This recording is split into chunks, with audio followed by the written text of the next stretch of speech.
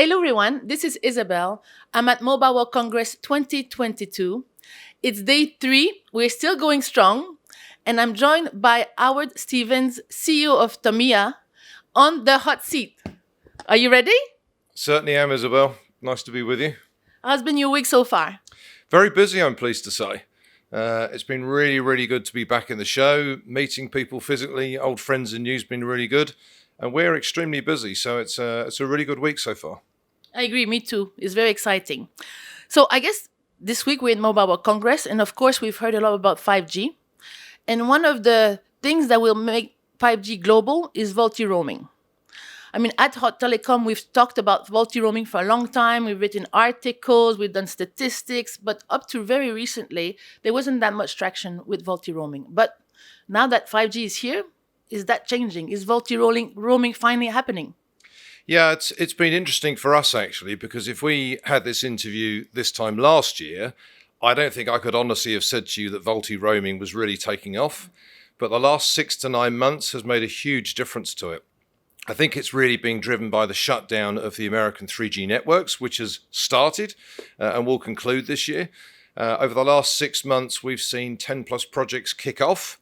Our pipeline for projects has more than doubled. And we're expecting to see an awful lot of activity right throughout the year for VoLTE roaming. So I think finally VoLTE roaming has actually arrived. And I reflect that because we talked to lots of the operators and carriers. And I think even in the last few months, maybe in the last 6 months, that's where we started a lot of traction happening. So VoLTE roaming, one buzzword. Second buzzword, IoT roaming. And IoT roaming will bring a lot of complexity.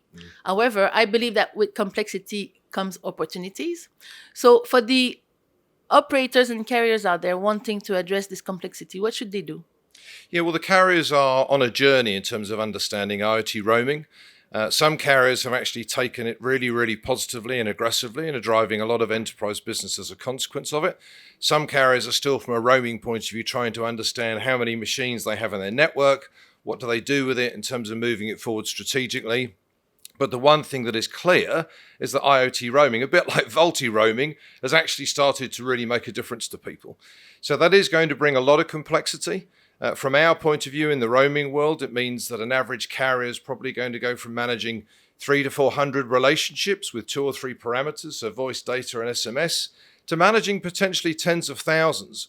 What we're seeing in the market today is carriers doing individual agreements per line of business. So looking at containers, looking at solar panels, individual agreements going in. So that is going to ratchet up the complexity significantly.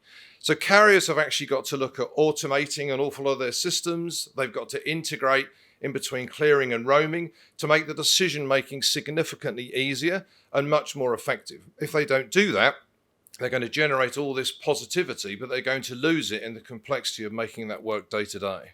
And on top of that, even when you start looking, not just the technology, but the business models, you'll have to have multiple business models. So that will be a very challenging thing to address, but very exciting as well. So buzzword number 3, A2P messaging, surprise, surprise. I mean, in the last few years, we've seen everyone, the operators, the carriers, jump on the A2P wagon.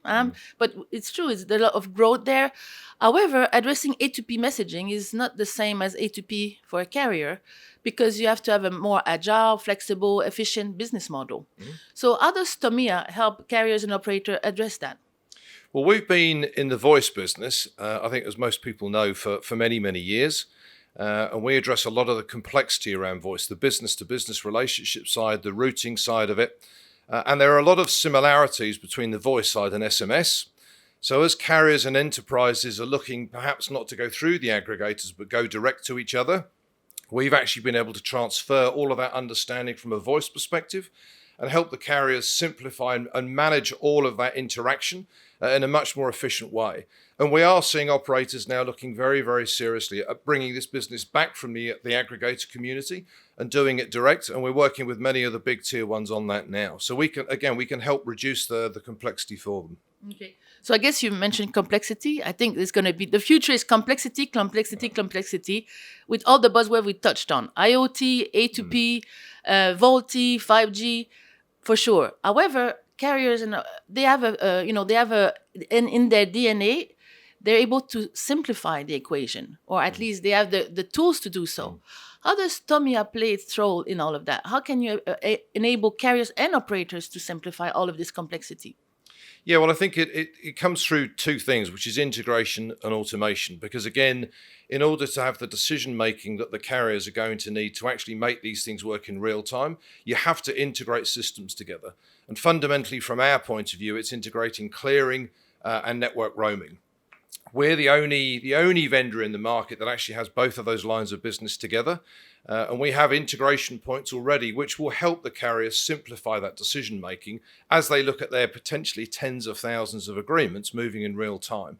So it is all about having the systems in place to simplify the decision making and then make that happen in real time across their networks. And we're in the best place to do that for them. So a lot of exciting times ahead for everyone, and you included.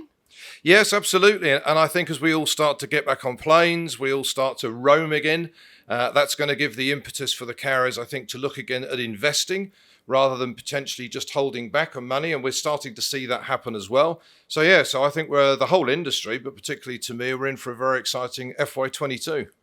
Well, oh wow, FY22, that's a cool term. Okay, I'm keeping that one in my little book for future use. Howard, thank you so much for a great interview. I think we've covered a lot of hot topics today, important topics. So thank you very much for being on my hot seat today. That's a pleasure. Nice to see you again, as always. Everyone, thank you for watching, and until my next hot shot.